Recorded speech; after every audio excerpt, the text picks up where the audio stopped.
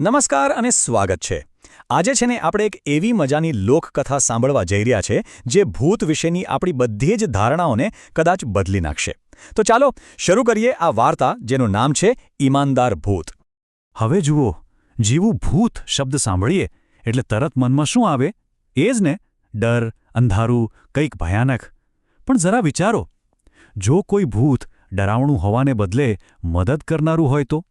બસ આપણી આજની વાર્તાનો પાયો જ આ વિચાર છે.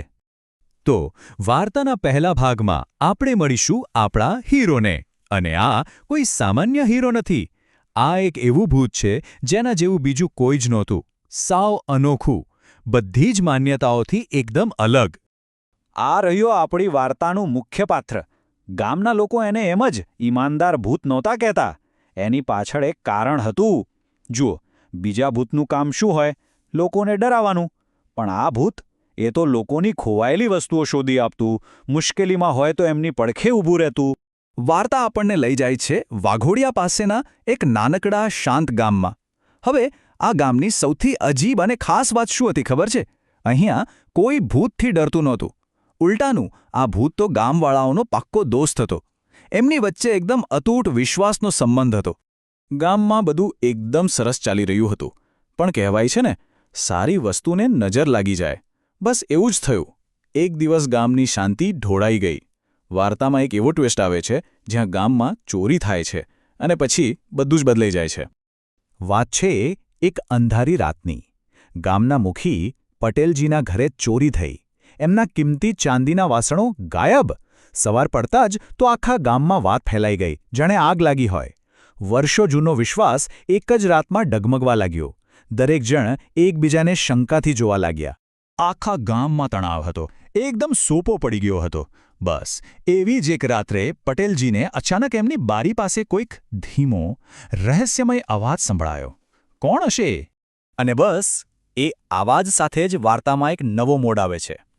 આખું ગામ જેને એકબીજા પર શંકા કરી રહ્યું હતું, ત્યારે મદદ ત્યાંથી આવી જેની કોઈએ કલ્પના પણ નહોતી કરી.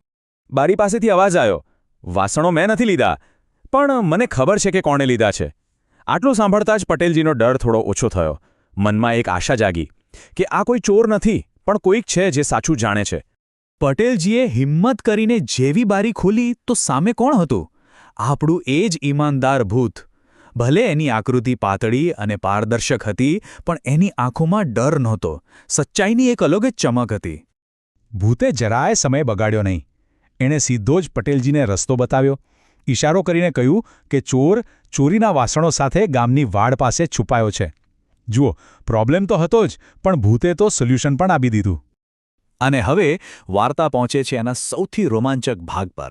શું લાગે છે, ભૂતની વાત સાચી હશે? શું ચોર પકડાશે? ચાલો જોઈએ કે કેવી રીતે સત્યનો વિજય થાય છે. હવે ઘટનાઓ ફટાફટ બને છે. પટેલજી ભૂત પર પૂરો ભરોસો રાખીને એની પાછળ પાછળ ગયા. અને અરે વાહ, ભૂતે જે જગ્યા કહી હતી બરાબર ત્યાં જ ચાંદીના વાસણો પડ્યા હતા. જેવો ચોરે એમને જોયા એ તો ત્યાંથી ભાગી છૂટ્યો. બસ આખરે સચ્ચાઈ જીતી ગઈ. આ એક નાનકડી ઘટનાએ છે ને આખા ગામનો માહોલ જ બદલી નાખ્યો. ક્યાં એક દિવસ પહેલા આખું ગામ શંકા અને ડરમાં જીવી રહ્યું હતું, અને ક્યાં આજે સચ્ચાઈ સામે આવતા ચારે બાજુ રાહત અને વિશ્વાસનું વાતાવરણ હતું.